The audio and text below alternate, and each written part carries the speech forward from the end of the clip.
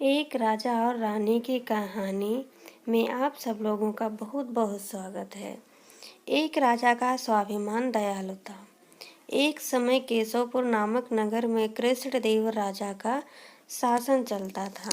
राजा काफी धार्मिक और दयालु था। वो राज्य में आने वाले हर साधु संत की खूब मन लगाकर सेवा करता था।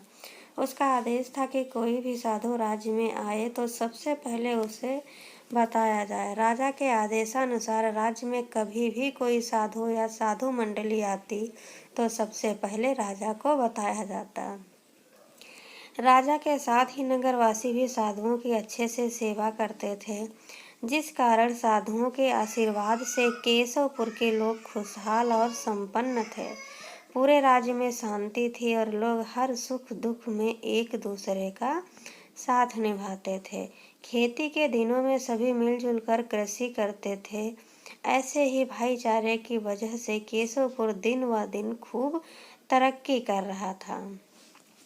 केशवपुर के पास में ही सूरजपुर था।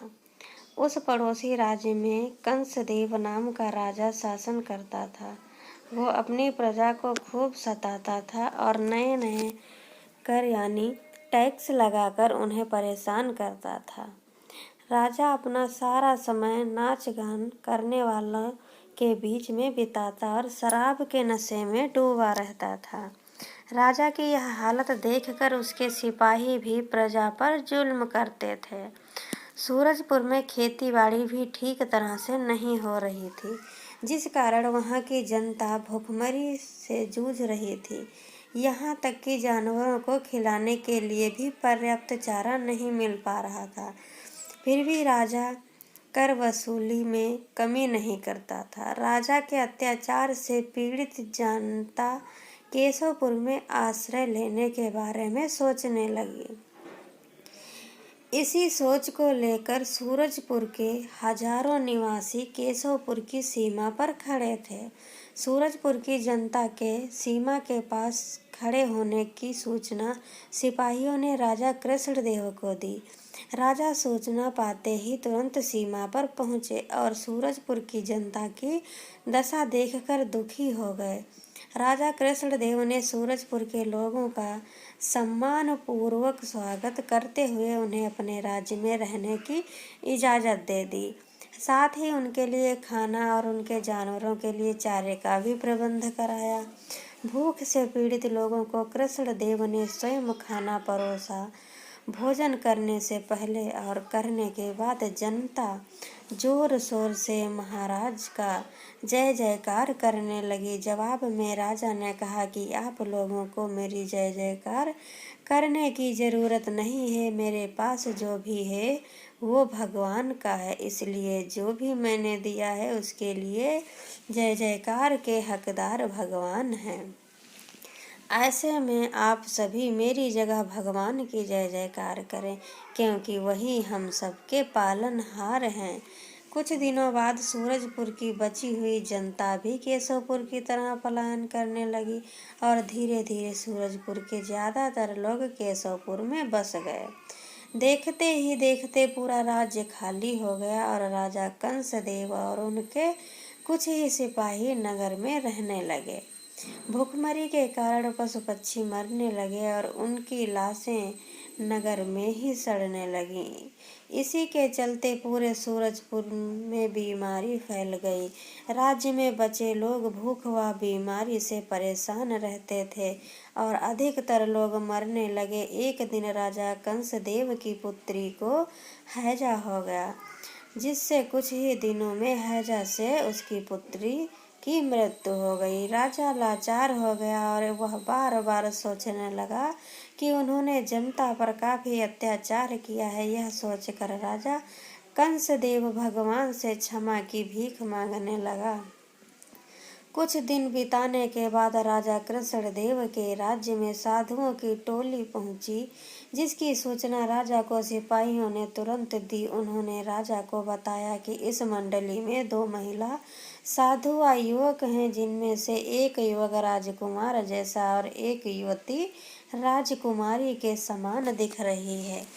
राजा यह सुनते ही सब काम छोड़कर तुरंत सीमा पर पहुंचे और उन सभी को सम्मान के साथ राजमहल में ले आए। राजा ने उन सभी की खूब सेवा की। कुछ दिनों बाद साधुओं ने राजा से उनके नगर घूमने व वहाँ की जनता से मिलने की इच्छा जताई। राजा भी साधुओं की बात सुनकर उनके साथ नंगे पांव नगर की ओर निकल पड़े। साधुओं ने देखा कि केशवपुर की हर नागरिक खुश हैं और जहाँ से वो गुजरते हैं वहाँ राजा की जय जयकार होने लगती है। सभी प्रजावासियों ने राजा व साधुओं को फूल मालाओं से सम्मानित किया। जनता द्वारा राजा के लिए इतना आदर सत्कार देखकर एक साधु ने कहा, राजन, आप धन्य हैं। आपके बारे में जितना सुना था आप उससे भी बढ़कर हैं। मैं साधु नहीं हूँ बल्कि आपके पड़ोसी राज्य सूरजपुर का राजा हूँ। मैंने अपनी जनता पर बहुत अत्याचार किया है जिस कारण वो आपके राज्य में बस गए हैं। मेरे अत्याचार के चलते पूरे राज्य में भूखमरी व बीमारी बढ़ गई जिसकी शिकार मेरी एक बेटी भी हो गई। अब मैं अपने पापों को धोने के लिए भगवान की भक्ति करने लगा हूँ। उसने आगे बताया कि मैं जिस राह पर चल रहा हूँ उस पर अपनी पत्नी, बेटी और बेटे को चलने के लिए नहीं बोला है, मगर ये कहते हैं कि ये मेरे पाप में बराबर के भागीदार हैं, जिस कारण ये भी वैराग्य जीवन जी रहे हैं। हम अब सब कुछ छोड़कर तीर्थ के लिए निकलने वाले थे, लेकिन तीर्थ पर जाने से पहले अपनी प्रजा का हाल देखने की चाहत हुई। अब मैं अपनी प्रजा को खुश देखकर संतुष्ट हो गया हूँ। मैं सबका आभारी रहूँगा कि आपने मेरे राज्य की जनता और अपने राज्य की जनता के बीच किसी तरह का भेदभाव नहीं किया। अब हम भगवान की भक्ति में अपना जीवन सुकून के साथ व्यतीत कर सकते हैं। कंसदेव की बातें सुनकर राजा ने उन्हें गले लगाया और कहा कि आप धन्य हैं जो आपको इतना अच्छा परिवार मिला। आपका परिवार सुख के साथ ही दुख में भी आपके साथ है। मुझे अफसोस है कि आपकी जनता ने आपको बुरे समय में अकेला छोड़ दिया। राजा कृष्णदेव की बात सुनकर कंसदेव कहता है कि मुझे अपनी प्रजा से किसी तरह की शिकायत नहीं है। फिर राजा कृष्णदेव ने कंसदेव से कहा कि आप अपने पुत्र को मेरा दामाद और अपनी बेटी को मेरी बहू बना दीजिए। राजा कृष्णदेव की बातें सुनकर कंसदेव की आंखों में आंसू आ गए और मुंह से एक भी शब्द नहीं निकला। किसी तरह से कंसदेव ने कहा कि राजा कृष्णदेव, आप धन्य हैं। मैं आपके इस प्रस्ताव को स्वीकार करता हूँ। आपने मेरी चिंता दूर कर दी है। फिर राजा ने दोनों की शादी बड़ी धूमधाम से की और कंसदेव और उसकी पत्नी कुछ दिन बाद तीर्थ यात्रा के लिए रवाना हो गए। थोड़े दिन बीतने के बाद राजा कृष्णदेव ने अपने दामाद को सूरजपुर का राजा घोषित कर दिया और धीरे धीरे सूरजपुर की जनता वापस राज्य में लौट गई। फिर दोनों राज्य के लोग खुशहाली और चैन से रहने लगे। इस कहानी से हमें सीख मिलती है, हमेशा दूसरों के साथ अच्छा व्यवहार करना चाहिए। धनवान होकर घमंड करने की जगह दूसरों के प्रति मदद की भावना रखनी चाहिए, वरना पैसों का घमंड इंसान को ले डूबता है।